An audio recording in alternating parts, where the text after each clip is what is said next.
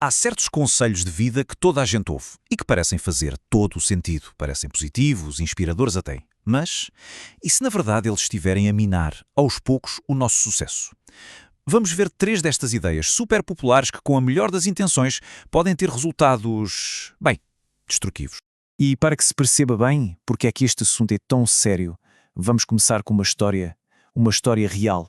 É uma história que custa acreditar, mas aconteceu mesmo. Imaginem a cena. Um streamer, no meio de uma batalha contra o cancro, consegue juntar $32.000 para o seu tratamento. Uma onda de generosidade incrível da sua comunidade. E depois, o que é que acontece? No momento de pura confiança, durante uma transmissão ao vivo, ele instala um fecheiro que um seguidor lhe enviou.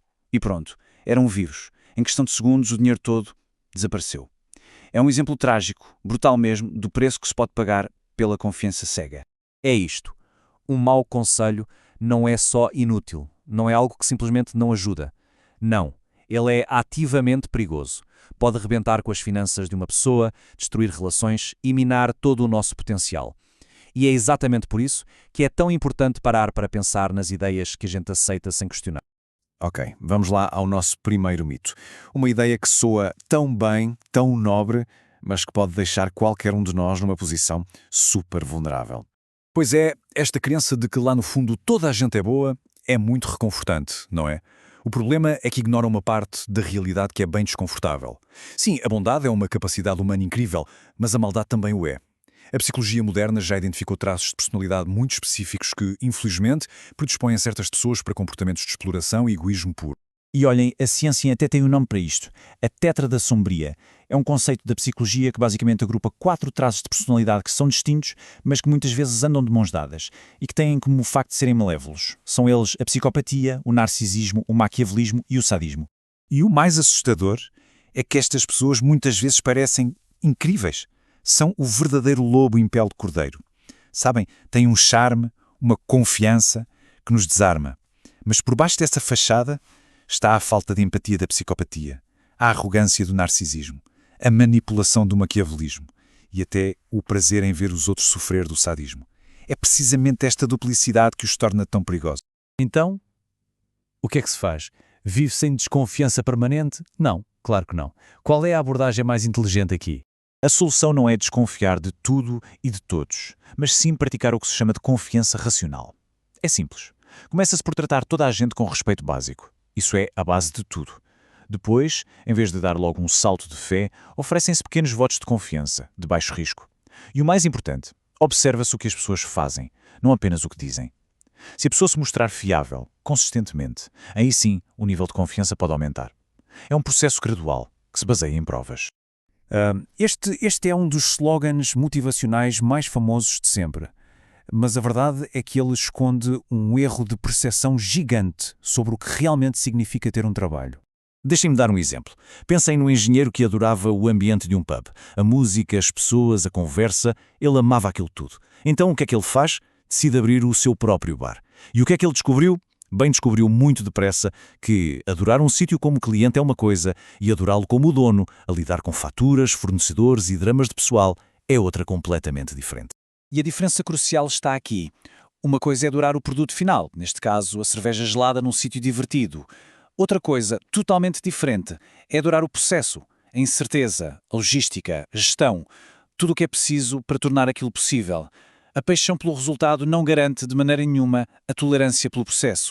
O verdadeiro segredo para se gostar de um trabalho não é não ter dificuldades, é encontrar as dificuldades que se está disposto a tolerar.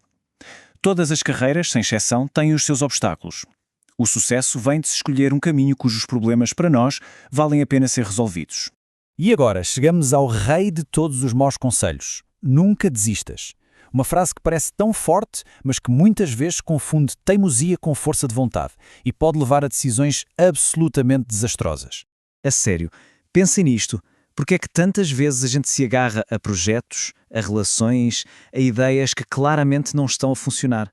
Qual é a armadilha psicológica que nos prende? A resposta tem nome e é um viés cognitivo muito bem estudado. A falácia do custo irrecuperável. Basicamente é a nossa tendência irracional para continuar a investir em algo, seja tempo, dinheiro, o que for, só porque já investimos muito no passado, mesmo quando todos os sinais nos dizem para parar. E o ciclo é mesmo vicioso. Começas por investir muito em alguma coisa, depois os resultados começam a ser maus. A lógica dizia para parar, certo? Mas não, a nossa mente arranja uma desculpa. Bem, já investi tanto nisto, não posso deitar tudo fora agora. E essa desculpa leva-nos a investir ainda mais, a enterrar-nos cada vez mais. A verdade é que o que foi gasto no passado já foi, já não volta. Continuar só piora as perdas. A chave aqui não é a persistência cega, é saber a diferença entre persistir e insistir. Persistir é continuar a subir uma montanha, mesmo sendo difícil, porque sabemos que o topo é alcançável. Insistir é continuar a remar num barco furado que já está preso no fundo do mar. Uma coisa é coragem, a outra é pura autossabotagem. Ok, então vamos tentar juntar estas peças todas e ver o que podemos aprender. Seja na hora de confiar em alguém, de escolher uma carreira ou de decidir se continuamos a lutar por um projeto, a lição é a mesma. A vida é complexa demais para ser vivida com base em slogans de uma linha. A verdadeira sabedoria não está em seguir regras cegas, mas sim em desenvolver um pensamento crítico, flexível e adaptado a cada situação. E esta ideia resume tudo na perfeição. Às vezes, o maior ato de coragem não é continuar a lutar uma batalha perdida. É ter a inteligência e, acima de tudo, a humildade de saber quando é a altura certa para parar, mudar de direção e recomeçar. E assim fica a pergunta para reflexão: quais são os barcos a afundar na nossa própria vida? Aquelas coisas a que nos agarramos por hábito, por medo ou por orgulho? Identificá-los é o primeiro passo e o mais importante para conseguirmos navegar em direção a um futuro mais real e com mais sucesso.